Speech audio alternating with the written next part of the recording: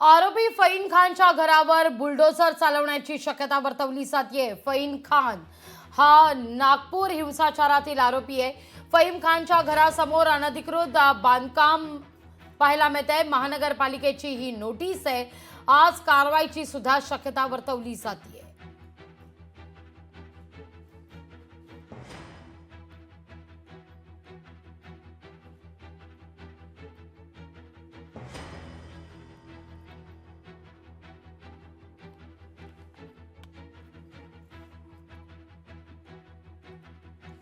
फहीम खान नागपूर हिंसाचारातील आरोपी आणि फहीम खानच्या घरावर आज बुलडोझर चालवण्याची शक्यता वर्तवली जाते। या सगळ्याविषयी अधिक माहिती घेण्याकरता थेट जाऊया आपले प्रतिनिधी ज्ञानेश्वर पवार यांच्याकडे। ज्ञानेश्वर, काय अधिक माहिती या सगळ्या संदर्भात? फहीम खानच्या घरावर बुलडोझर चालवण्याची शक्यता वर्तवली जाते।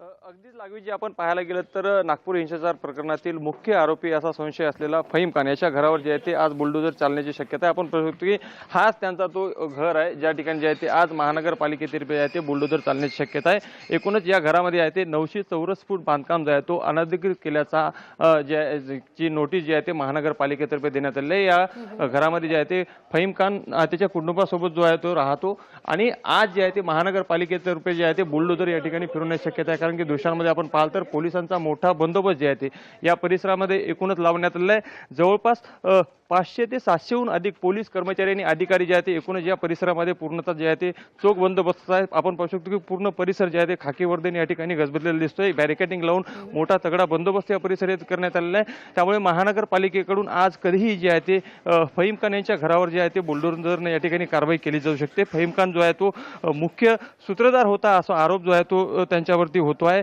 त्याच अनुषंगाने त्यांच्या घरावर जे आहे ते आज महानगरपालिकेचं बुलडोझर या ठिकाणी फिरणार असल्याचं एकूण दिसतंय।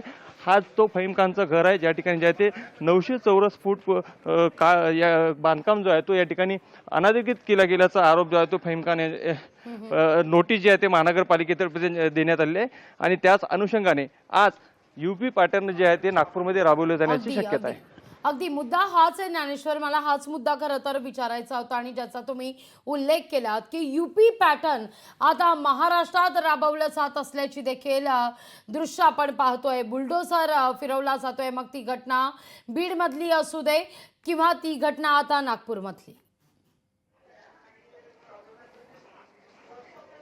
अगदीच आपण पाहायला गेलं तर मुख्यमंत्र्यांना देखील याविषयी जे आहे ते विचारणा करण्यात आली होती की जे आरोपी असतील त्यांच्या घरावरती कारवाई करण्यात येणार का। मुख्यमंत्र्यांनी उत्तर दिलं होतं की कोणीही आरोपी असो त्याला जे आहे ते सोडलं जाणार नाही आणि त्याच अनुषंगाने काल परवाच मुख्यमंत्री जे आहे ते नागपूरमध्ये येऊन गेले आणि आज जे आहे ते या ठिकाणी फहीम खानच्या या घरावरती जे आहे ते कारवाई होण्याचे संकेत आहेत। आता काही वेळामध्ये या ठिकाणी महानगरपालिकेचा बुलडोझर येऊ शकतो आणि घराला पाडू शकतो, कारण की या परिसरामध्ये मोठा तगडा बंदोबस्त पोलिसांचा करण्यात आला आहे। चोहोबाजूने चोख सुरक्षा व्यवस्था या ठिकाणी करण्यात आलेली आहे, कोणताही अनुचित प्रकार घडू नये म्हणून। आपण पाहायला गेलं तर फहीम खानचा माझ्या मागे जो दिसत आहे तो हाच घर आहे। या ठिकाणी तो त्याच्या कुटुंबासमेत राहतो। 900 चौरस फूट बांधकाम त्याने अनधिकृत केल्याची नोटीस जी आहे ते महानगरपालिकेकडून फहीम खान यांच्या घरावरती लावण्यात आली आहे आणि त्याचमुळे जे आहे ते आज कुठेतरी आपण पाहतो की उत्तर प्रदेशमध्ये याच पद्धतीने जे आहे ते अनधिकृत बांधकामावर जे आहे ते बुलडोझर फिरवलं जात असतं। त्याच अनुषंगाने यूपीचा पॅटर्न आता जे आहे ते महाराष्ट्रात देखील राबवण्यात जाणार का अशी चर्चा जी आहे ती नागपूर शहरामध्ये होताना दिसत आहे। अगदी अगदी ज्ञानेश्वर, तुर्तास धन्यवाद तुम्ही दिलेल्या एकूणच या सविस्तर माहिती करता। लोकशाही मराठी ऐका, पहा, जागरूक रहा।